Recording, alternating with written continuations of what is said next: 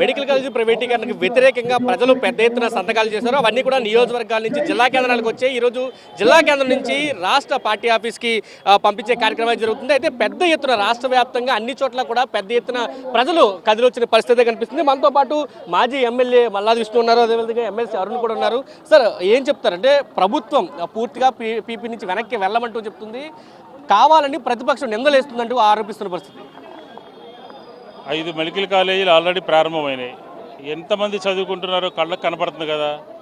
కోటి సంతకాల కార్యక్రమం ద్వారా ఈ ప్రభుత్వం యొక్క కళ్ళు తెరిపించాలి అని చెప్పని ఈ రాష్ట్రంలో 45 రోజులుగా ప్రజల దగ్గరికి వెళ్ళి కోటికి పైగా సంతకాలని సేకరించాం. కోటికి పైగా సంతకాలు సేకరించినటువంటి తరుణంలో ప్రజలందరూ కూడా స్వచ్ఛందంగా, ఎందుకనంటే వలస వెళ్ళేటటువంటి రాష్ట్రాల్లో ఆంధ్రప్రదేశ్ ముందుంది. ప్రతి సంవత్సరం కూడా పక్కనున్న రాష్ట్రాలకు కానీ దేశ విదేశాలకు కానీ వెళ్ళి వైద్య విద్య చదువుకోవాలి అని చెప్పని ఏదైతే రాష్ట్రంలో ఉన్నటువంటి విద్యార్థుల తల్లిదండ్రులు అనుకుంటున్నారో దాన్ని నివారించాలి అనే ఉద్దేశంతో దాదాపుగా ఇప్పటికే 2500 మంది డాక్టర్లకి అవకాశం కల్పించాం. కానీ చంద్రబాబు నాయుడు గారు ఏం చేస్తున్నారు? ప్రైవేటైజేషన్ చేస్తున్నారు. ఆల్రెడీ 50 ఎకరాలు ఉన్నది 100 రూపాయలు చొప్పున అమ్మేస్తూ ఉన్నాడు. తనకు కావలసినటువంటి వాళ్ళకి ఇస్తూ ఉన్నాడు. తెలంగాణలో మనకన్నా తక్కువ మార్కులు వచ్చిన వాళ్ళకి సీట్లు వస్తూ ఉన్నాయి. ఆంధ్రప్రదేశ్లో ఎందుకని రావట్లేదు అని చెప్పిన వైఎస్ఆర్ కాంగ్రెస్ పార్టీ క్వశ్చన్ చేస్తూ ఉంది. పులివెందుల్లో అత్యాధునికమైనటువంటి పరికరాలు పేదల కోసం తీసుకొస్తే దాన్ని అక్కడి నుంచి తరలించారు.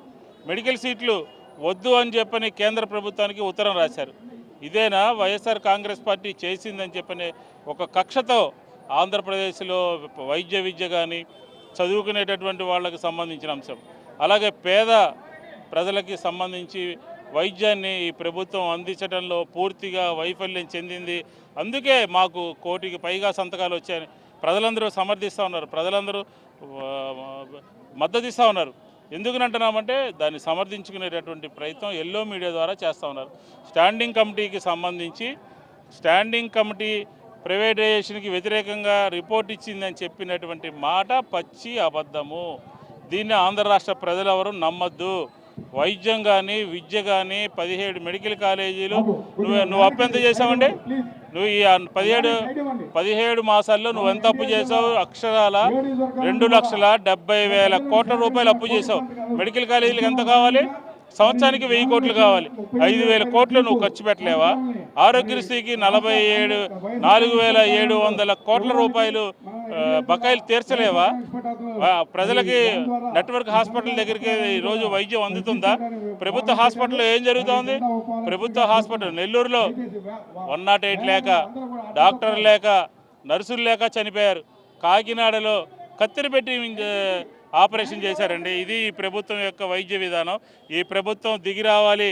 రేపు 18వ తారీఖున వైఎస్ జగన్మోహన్ రెడ్డి గారు గవర్నర్ని కలుస్తున్నారు.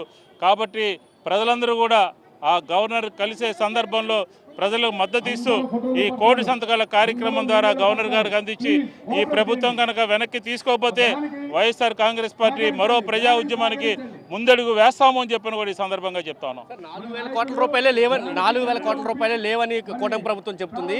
మరొక ఉద్యోగులకు జీతాలు వేయట్లేదు, కానీ 2.5 లక్షల కోట్ల రూపాయలు అప్పులు చేసిన పరిస్థితి రాష్ట్రంలో కనిపిస్తుంది. ఈ రాష్ట్రంలో ఎవరిని అడిగినా సరే వాళ్ళు తీసుకొచ్చే ప్రతి పైసా అప్పు ఎక్కడ ఖర్చు పెడుతున్నారనేది వివరణ లేకుండా చేసే ప్రభుత్వం ఈ ప్రభుత్వం.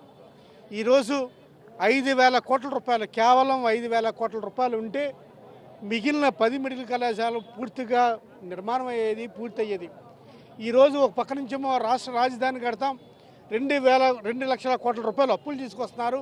అరే బాబు, 5,000 కోట్ల రూపాయలు అప్పు తీసుకురండి రా బాబు, లేదా బ్యాంకు లోన్ తీసుకురండి రా బాబు, లేకపోతే ఈ 5,000 కోట్ల రూపాయలు మీకు చేత కాకపోతే సంవత్సరానికి 1,000 కోట్ల రూపాయలు పెట్టండి రా బాబు అని చెప్తే అలేమీ చేయకుండా కేవలం చంద్రబాబు నాయుడు తన బినామీలకి కట్టబెట్టాలని చెప్పి ఈ 10 మెడికల్ కాలేజీలు కూడా ఆ చుట్టుపక్కల ఉన్న బినామీలకి రాసి ఇవ్వడం కోసం ప్రైవేట్ పరం చేసాం. చివరగా ఎవరు నష్టపోతున్నారు? ఈ రాష్ట్రంలో ఎస్సీ, ఎస్టీ, బీసీ, మైనార్టీ పిల్లలు, అదేవిధంగా అగ్రవర్ణాల్లోని పేద విద్యార్థులు ఫీజులు చెల్లించలేకుండా ఈరోజు ఇబ్బంది పడుతున్నారు. ఎవరిని అడిగినా చెప్తున్నారు. ఈరోజు తెలుగుదేశం పార్టీకి దమ్ము ధైర్యం ఉంటే ఏ వీధికైనా వెళ్ళి అడిగి ఈ ప్రైవేట్ మెడికల్ కళాశాల వల్ల ఉపయోగం ఉందని ఒక్కరి చేత నడిపించండి.